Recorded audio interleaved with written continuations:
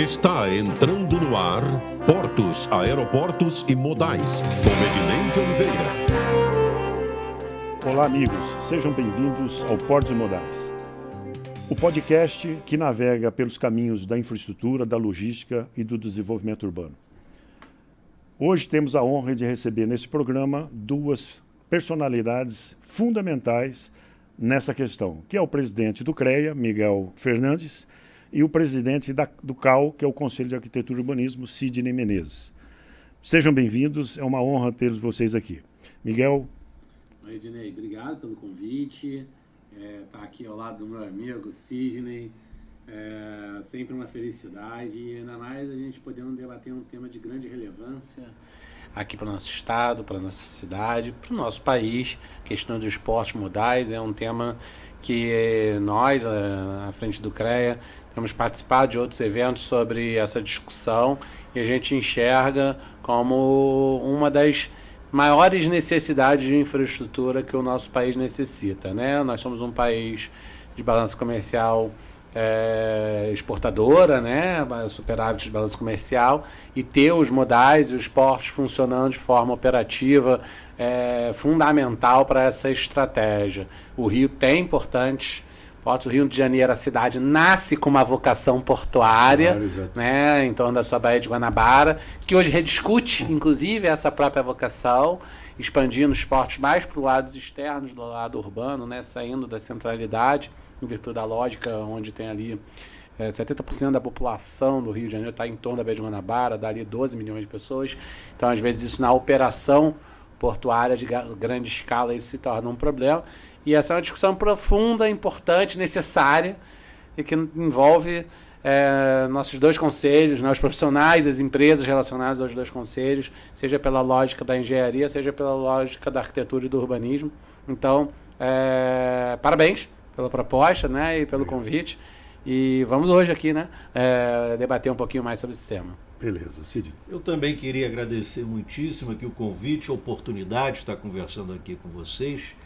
E muito agradável para mim, inclusive, especial, né, estar podendo bater esse papo aqui com o Miguel Fernandes, porque além de ser meu amigo pessoal, mas o Miguel Fernandes nós conseguimos construir exatamente no meio da relação entre os conselhos essa situação institucional super favorável, né? Favorável aos profissionais, favorável à sociedade, porque evidentemente que a engenharia e a arquitetura, elas se complementam, elas andam juntas, né?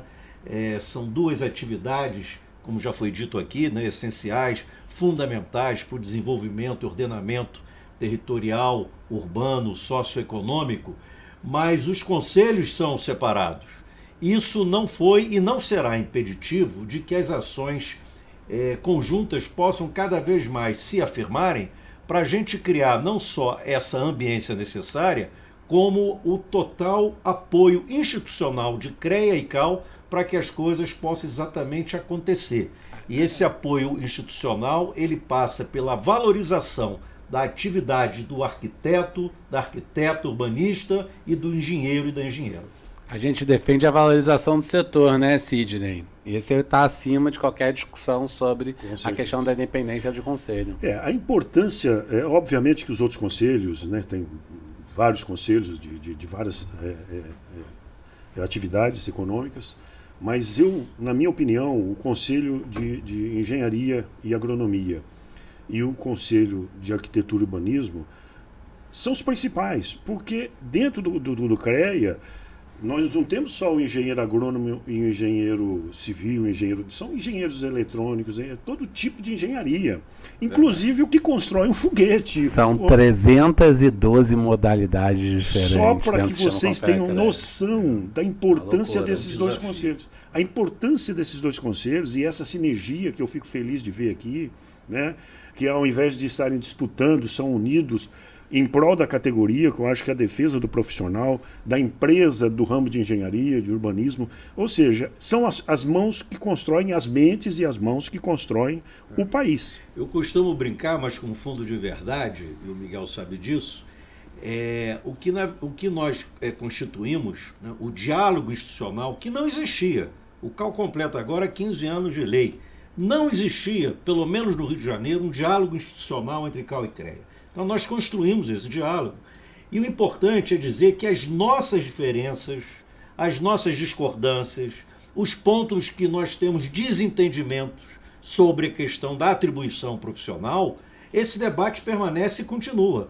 Só que existe uma regra e uma relação civilizada, ou seja, não vai dedo no olho, não vai canelada, né, pontapé na canela. Né? Então, uma relação franca, sincera. Agora mesmo nós vamos firmar mais um convênio de desdobramento para atuação na área de fiscalização conjunta, respeitando as atribuições, respeitando as atividades das duas profissões.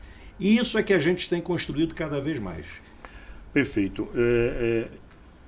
Obviamente que, por se tratar dessas duas instituições com esse peso todo na economia, né, de um país, de uma cidade, eu gostaria aqui que a gente abordasse a importância da engenharia, arquitetura, o controle ambiental na infraestrutura e logística, para a melhoria da qualidade humana, a questão de portos, aeroportos, né, o transporte rodoviário, ferroviário, ou seja, tudo tem a mão, né, e a mente dos engenheiros e arquitetos urbanistas. Eu gostaria... Eu vou te dar um número. Quando a gente fala de PIB, né, que é a geração de riqueza, 65% do PIB nacional, em torno de 65%, vamos lá, 2/3, né? 65 é um número, mas em torno de 2/3 do PIB nacional passa em torno dos setores da engenharia e agronomia. Então, vamos dizer assim, é o propulsor, é a locomotiva, se a gente quiser usar aqui até uma figura de linguagem, uma figura de imagem aqui da própria engenharia, né? Que impulsiona o desenvolvimento econômico de qualquer país, não é só do Rio, não é só do Brasil, de qualquer país. Então, quando a gente olha assim, o case da China, né? Esse império que está agora em diálogo sobre predominância econômica e influência cultural e domínio geopolítico em torno dos Estados Unidos e tal. Como é que a China chega nessa posição? Porque se pegar 50 anos atrás, a China tinha uma situação em termos de questões sociais, de condição de desenvolvimento econômico muito pior que o Brasil.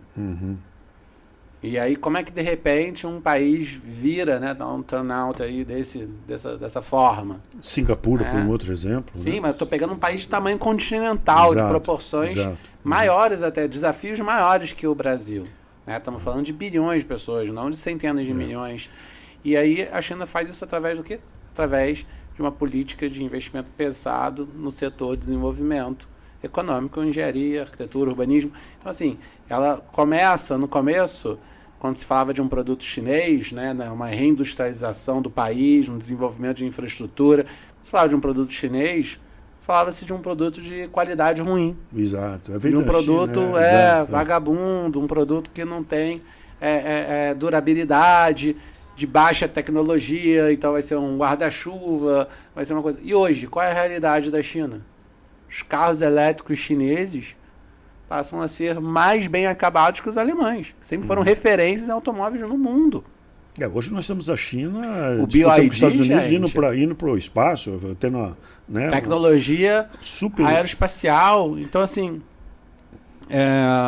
um país que quer se pensar grande, uma nação que quer se pensar grande, ela deve começar pela discussão do setor das engenharias. Perfeito. E isso se perdeu no Brasil. Eu acho, inclusive, Sidney, porque se a China tivesse recebido os investimentos que recebeu lá atrás, né, por causa da mão de obra barata, porque por isso que a China foi procurada, para que as pessoas conseguissem fabricar os produtos com um valor menor, mais competitivo.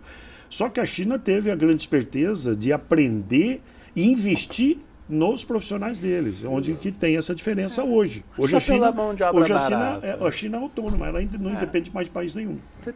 Eu queria só complementar duas coisas que o Miguel falou com muita propriedade. A primeira é o seguinte, no contexto da engenharia como um todo, né, a ação inicial, quer dizer, como todo o processo começa, é exatamente na ação projetual do arquiteto urbanista. O início do processo de qualquer cadeia construtiva começa exatamente nessa atividade da ação de projeto, né? O pensar o projeto, pensar a ação projetual. Isso é uma questão. E a outra que eu queria colocar, que o Miguel também já disse, mas é exatamente pela ambiência institucional dos nossos conselhos, inclusive hoje estarem atingido um patamar de, apesar de órgãos de governo, órgãos públicos, não serem órgãos de governo, cada vez mais são órgãos de Estado, exatamente para ficar ao lado dos profissionais, obrigando, entre aspas, ou forçando uma ação política institucional, entre aspas, tanto junto às grandes empresas como junto aos governos, para essa contratação prioritária de arquitetos e engenheiros. E a fala do Sidney é interessante porque ele aborda um tema que muitas vezes é pouco interpretado por quem possa estar insistindo que não seja um profissional da área. Quando ele fala de projeto, né, a palavra projeto no Brasil ganhou um falso cognato por causa da palavra em inglês do project, que passa a se interpretar de uma forma às vezes equivocada sobre o que significa, né? A fase do projeto é uma fase inicial de um desenvolvimento de um empreendimento, como todo, que seria o project, né, americano, que seria o design, né, que é a parte do pensar aquilo que será executado, né? É uma fase fundamental, porque é onde você vai jogar ali a mente, né, o intelecto da experiência, da capacidade técnica, do conhecimento daquele profissional, daquelas empresas, né? As empresas são formadas de profissionais, a essência da engenharia e da arquitetura está nessa fase na base. E no Brasil, tem um dilema, né? Porque acaba se levando mais tempo pensando sobre e desenhando e analisando as alternativas de um empreendimento do que executando o empreendimento, do que a fase da obra. E é fundamental essa fase para que depois, durante o seu ciclo de vida, o empreendimento tenha uma boa performance, dê certo. E no Brasil, essa etapa ela não é compreendida pelos tomadores de decisão. Muito bem. Ela não é clara nem no público geral. As pessoas acham que é uma coisa extremamente simples, né? É dar um jeitinho aí, faz a obra de qualquer jeito. Exato. E isso é um dos grandes problemas, um dos grandes vilões do desenvolvimento do setor das engenharias e da arquitetura no país. Aí, Miguel, só para concluir, é porque o tempo do projeto ele não dialoga com o tempo da política. Exato. Um mandato de um político leva 4 anos. 4 anos. O tempo de um projeto, de uma obra de grande infraestrutura, que vai levar de 2 a 3 anos, tende a ser de 5 a 6. Em geral, seria o dobro do tempo da obra, como referência máxima, né? Claro que cada projeto depende de uma das suas características, mas em linhas gerais, vamos dizer que é o tempo de construir um projeto bem adequado, com todas as suas etapas, desde o planejamento inicial, análise de alternativas, estudo de viabilidade, projeto base, projeto executivo, e aí ir para a execução. Esse tempo, para que isso seja bem feito, ele vai levar o dobro do tempo da obra. E aí, se uma obra leva 2, 3 anos e o político quer inaugurar a obra no seu mandato, quando se faz o projeto? Se o projeto não dialoga, se o projeto muitas vezes ele é mal vendido ao público para entender o valor. Então, aí o papel do CAU e do CREA, em relação a esse tópico que você coloca, que nós vemos a favelização, nós vemos o crescimento desordenado das cidades. A favela é um exemplo da habitação sem projeto. Então, aí o CAU, o CAU e o CREA, no caso, não teria o poder de fiscalizar e parar uma obra dessa, mesmo que o poder público tente? Não cabe aos nossos conselhos. Nossos conselhos... É a fiscalização da obra em si. Da atividade profissional. Perfeito. A gente fiscaliza o engenheiro, ou a engenheira, ou arquiteto ou arquiteta, e as empresas de engenharia e as empresas de arquitetura do outro lado. Estou respondendo pelo Oxígeno, é porque é igualzinho, não muda nada. Exato. Uma obra irregular, o uso e ocupação do solo, ela é uma premissa municipal. Nós podemos ser apoio, conjuntamente, até porque uma obra irregular ela já começa a regular, mesmo que esteja ali, o terreno não seja irregular, se não tiver um engenheiro, né, ou um arquiteto devidamente registrado e habilitado para ser o responsável pelo serviço.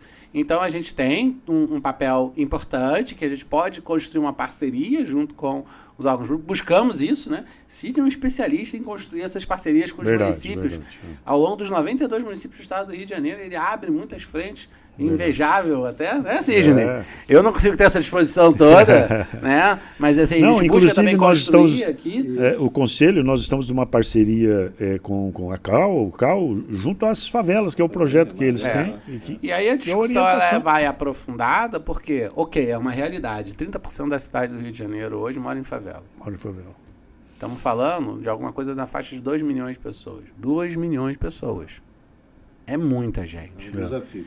Mas, Miguel, isso realmente do papel do Conselho, ele já explicou, isso mesmo. Os conselhos são autarquias públicas federais para fiscalizar o exercício profissional. Esse é o papel, vamos dizer assim, clássico, né, do Conselho, é a sua função clássica, né, estabelecida por lei.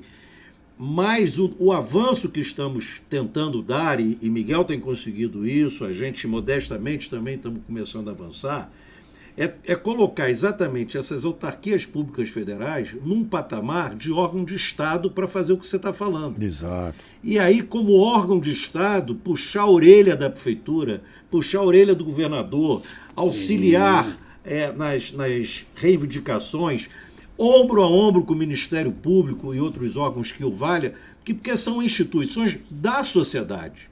O papel fundamental do CAL, do CREA, quando faz isso, fiscalizar, acompanhar o exercício, isso tem um motivo. Não é simplesmente ficar vigiando, policiando, não é, os profissionais. Tem um motivo. Por que os conselhos, no caso aqui, CREA e CAL, fiscalizam o exercício da atividade profissional? O porquê tem uma resposta clássica que diz assim: para proteger e salvaguardar a sociedade. Mas o que quer dizer isso? Isso, em linhas assim claras e no popular, é garantir a você, quando contrata um engenheiro, um arquiteto para fazer um serviço, que seja um profissional idôneo, reconhecido e registrado no Conselho. Que, em última análise, quer dizer o seguinte: ele está sendo acompanhado, fiscalizado para prestar um bom serviço para você que o contratou. Esse é o papel fundamental.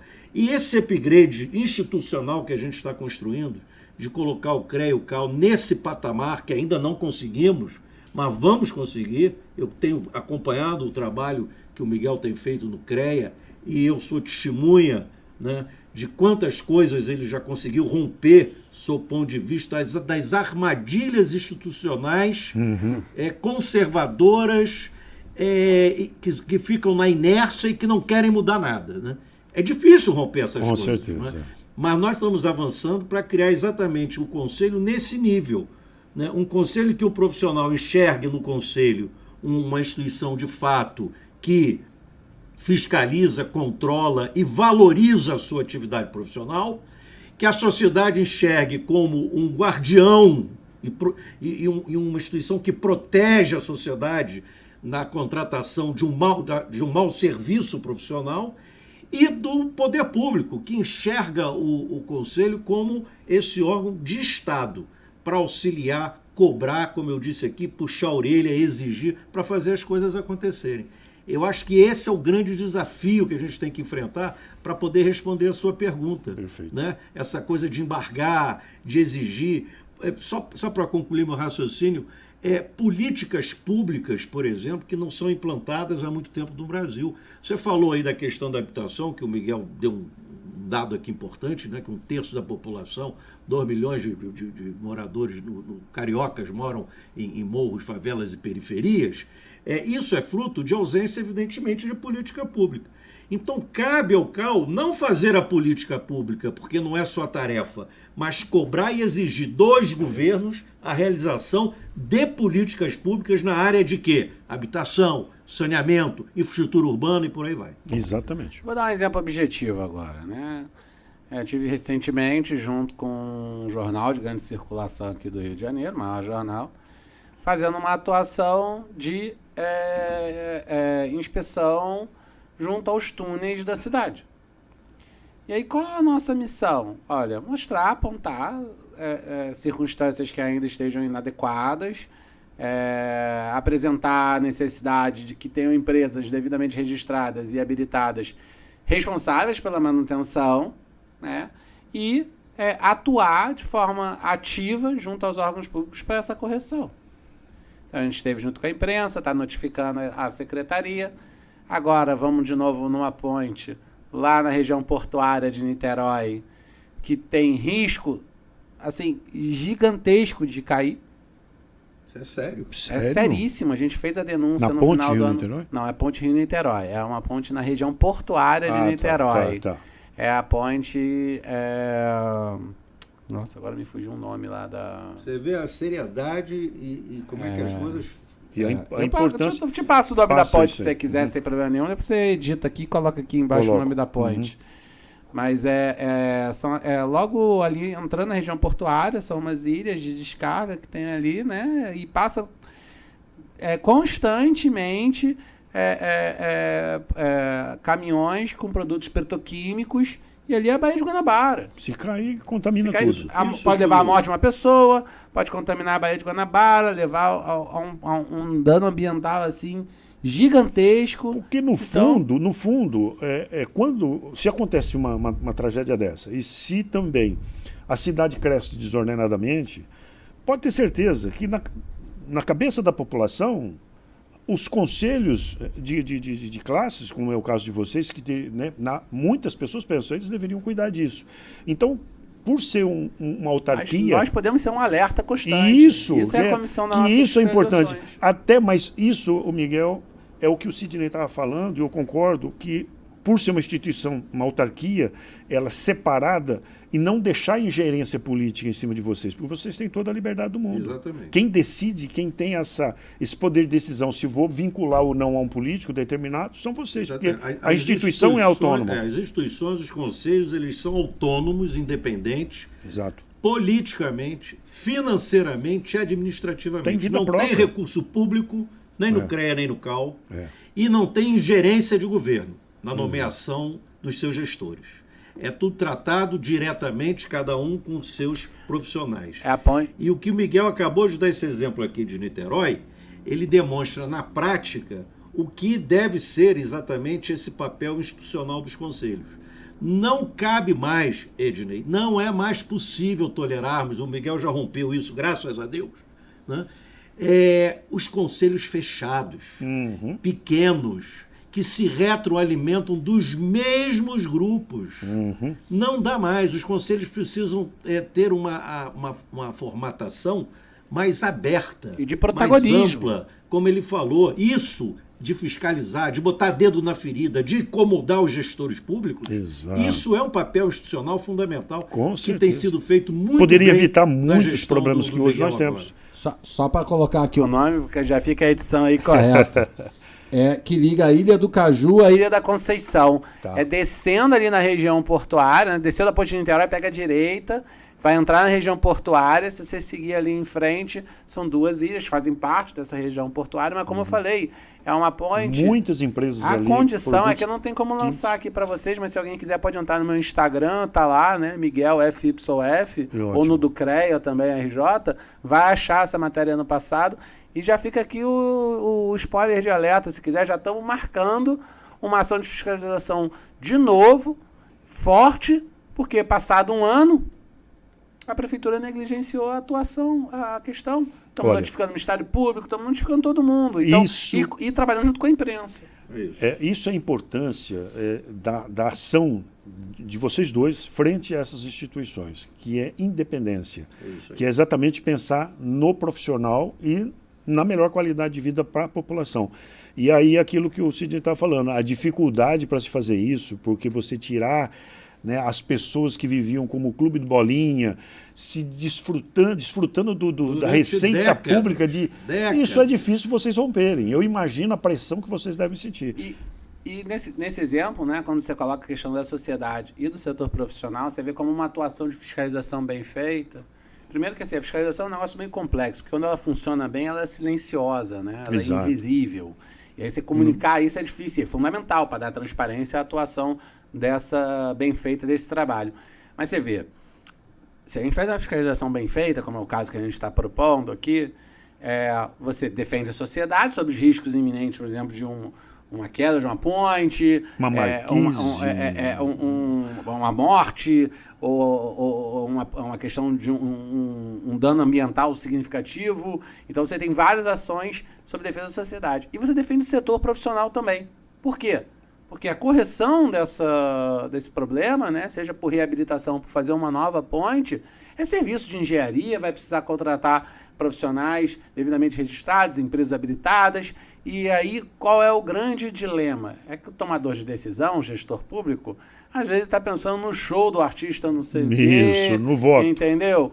Na queima de fogos do Réveillon, e não está preocupado em resolver o problema ali da infraestrutura, que é fundamental para o desenvolvimento até econômico do município. Então é esse desgaste que por muito tempo os órgãos de representação do nosso setor se calaram, eu falo de décadas, sobre não ter influência assertiva sobre essa discussão, né?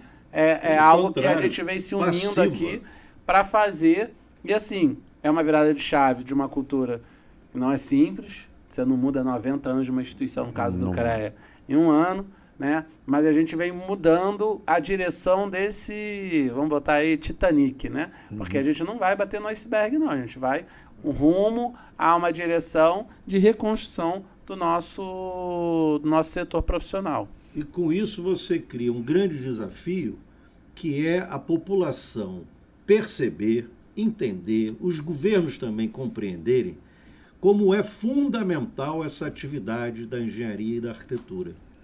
Para o cotidiano da cidade, para melhorar a vida das pessoas. Quer dizer, é muito importante ter esse conhecimento e depois o reconhecimento de que essa atividade ela é fundamental e essencial na vida das pessoas. E uma outra coisa também, para poder aqui, já encerrando aqui a minha participação, que eu queria deixar registrado, é dizer para você, principalmente arquiteto urbanista, para vir para o Conselho. Venha para o CAL. Eu, quando comecei essa militância no Conselho, Miguel lembra, lá no CREA e tudo mais, eu tinha duas opções. Quando eu era um profissional do mercado e comecei a militar, a frequentar o Conselho. A primeira opção era implodir o Conselho. Era combinar com um grupo de colegas... Quem nunca teve vontade, né? E implodir os conselhos. Né? Depois, a segunda opção era entrar neste Conselho, na militância política institucional, para modificá-lo naquilo que nós entendíamos que estava equivocado, como é isso que acabamos de mostrar aqui. O conselho fechado, que se retroalimenta, não se comunica com o profissional. Então, se você puder, quiser, tiver afim, né, ter vontade, vem nos ajudar a mudar o CAL. O CAL somos nós arquitetos que gerimos o CAL. Vem, eu acho que falo também pelo CREA. Vem conosco, participa, atua, critica, traz sugestões, se candidata a conselheiro, teremos eleições aí no próximo ano, tanto no CAL como no CREA. Então é um momento de você que critica o conselho com muita razão, porque o sistema realmente precisa ser criticado, mas venha para o nosso grupo, para o nosso lado, para mudar e fazer a transformação por dentro, participando ativamente. Vem com a gente. Esse é o recado que eu queria deixar aqui. E complementando o recado do Sidney, né? As funções que nós ocupamos são funções honoríficas, sem remuneração. Às vezes os profissionais não sabem disso, né? Então é um trabalho voluntário. É um trabalho voluntário a favor do nosso setor profissional. Então, eu acho que isso aí, às vezes, o trabalho voluntário, ele está presente na realidade do brasileiro. Muitos brasileiros fazem trabalho voluntário, mas muitos acham que o trabalho voluntário ele se dá só se for da forma ali da caridade, né? E não é real. E às vezes, não querendo diminuir, porque eu também faço trabalho voluntário assim, mas eu acho que é até mais belo quando a gente faz um trabalho voluntário que constrói, que desenvolve uma área, né? Então, essa é uma oportunidade muito forte que é oferecida através dos conselhos, das entidades de classe também. Também, às vezes, não tem essa disponibilidade toda, tem essa dificuldade de se eleger, porque um processo eleitoral não é uma coisa simples. Mas você tem a oportunidade de estar participando das entidades do setor. O CREA ele é composto por diversas entidades. Buscar criar entidade regional. Então, às vezes, alguém do interior assistindo aqui, talvez ali desenvolver Sidney, uma entidade da área.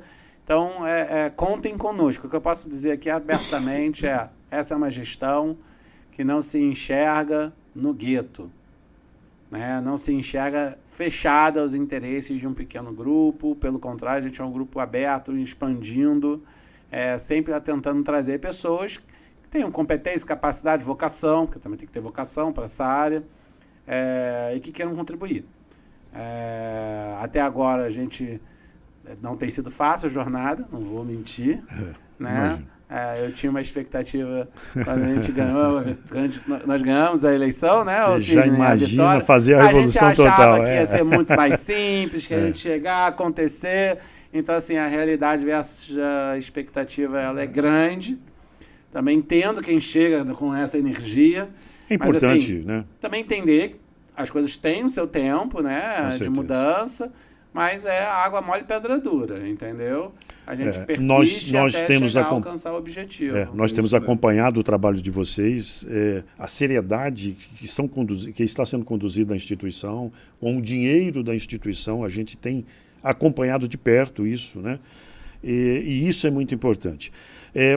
Como o tempo nosso hoje é curto e o tema é fantástico, a gente precisa tocar no assunto, inclusive, da questão de portos, né, de aeroportos, que é a questão de infraestrutura propriamente dita. A gente vai convidar vocês para uma outra oportunidade. Vai ser um prazer. Mas o Sidney já deu uma pincelada, mas para que a gente faça o encerramento, Miguel, o que você gostaria de deixar para os profissionais e estudantes da área de engenharia? Qual a mensagem que você gostaria de deixar para os nossos estudantes e profissionais de engenharia? Eu vou começar pelos estudantes desde o ensino médio até os atuais em graduação e os recém-formados. Vou nessa direção. O setor das engenharias vem passando por um desinteresse muito grande. Na última década, o número de estudantes interessados em fazer curso de engenharia caiu pela metade. Muitos cursos estão fechando, cursos de universidades públicas. Olha isso. Não estão preenchendo todas as vagas no Enem. Então, assim, esse desinteresse, ele assim, quando a gente pensa em país, preocupante. É preocupante para o desenvolvimento do país. Entretanto, para você, jovem profissional que está entrando, você, estudante de engenharia, que está aí buscando num curso difícil de formar, matemática, física, às vezes isso aí pode ser ali um momento ali de maior dificuldade, mas, assim, tem que vencer, porque você vai viver isso depois profissionalmente. Quando há essa redução de oferta de mão de obra profissional, há uma valorização nos momentos de aumento de demanda. Então, é que nem comprar ação. Não se compra na alta, se compra na baixa na expectativa de crescimento. Então, você profissional, jovem profissional, você estudante de ensino médio que tem interesse em fazer engenharia e está em dúvida, agora talvez seja um dos melhores momentos para você investir nessa profissão, porque é o momento em que não há mal que sempre dure e nem bem que não se acabe, como diria minha avó, entendeu? Então, há que se fazer essa reversão. Acho que hoje é uma conjuntura muito positiva para esse direcionamento. São dois presidentes que pensam dessa forma, de forma estratégica, e são tomadas de decisão que estão sendo feitas hoje para incentivar essa virada e inverter esse fluxo. Então, você, jovem profissional, acho que nunca esteve numa oportunidade tão positiva de ser do setor das engenharias. Fica essa dica. É isso aí, Sidney. Bem, eu acho que o Miguel disse tudo. Eu só complementaria, se tiver que complementar alguma coisa, para dizer para vocês que esta atividade é uma atividade fundamental, é uma linda profissão, e ela é responsável, de fato, pela transformação e pela melhoria da vida das pessoas e das cidades. Então acredite na engenharia, acredite na arquitetura como fatores de transformação social, econômica, para melhorar a vida das pessoas. Perfeito. O pessoal fala que as profissões não têm muitas vezes propósito, são profissões muito vocacionadas ao propósito. Ao propósito. Não, eu digo, como eu disse no início, na minha opinião, são duas entidades principais para o desenvolvimento urbano, obras públicas, porque a arquitetura, no CREA nós temos são 300 profissionais, né? São 312 modalidades, que a gente chama, porque aí é complexo, porque às vezes você é engenheiro civil, mas aí você pode ser engenheiro hidráulico, engenheiro hidrólogo, engenheiro de saneamento, engenheiro ambiental, engenheiro industrial, de produção. Não é. São muitas o CREA realmente ele é gigante, né? Em termos de você cuidar de todas as atividades que e vem ampliando o número de profissionais registrados, agora geofísicos, por exemplo. Com a saída dos arquitetos e urbanistas, o CAU é um conselho uniprofissional.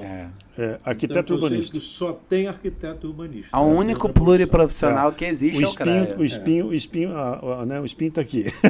É isso. Que é um pouquinho mais complicado nesse ponto. Por isso talvez cadê o cabelo, né? Que no mundo real a atividade é multidisciplinar. Sem sombra de dúvida. E não só entre engenharia e arquitetura, entre diversas outras profissões também. É isso. Mas foi um prazer estar aqui contigo, prazer estar aqui com o Miguel. Estaremos aqui à disposição para próximas conversas. Para a próxima, com certeza vai precisar, porque o tema é muito amplo e uma honra, né, conseguir unir as duas entidades aqui para que a gente, né, dê um princípio de orientação para a população, para os profissionais de engenharia, de arquitetura, de urbanismo.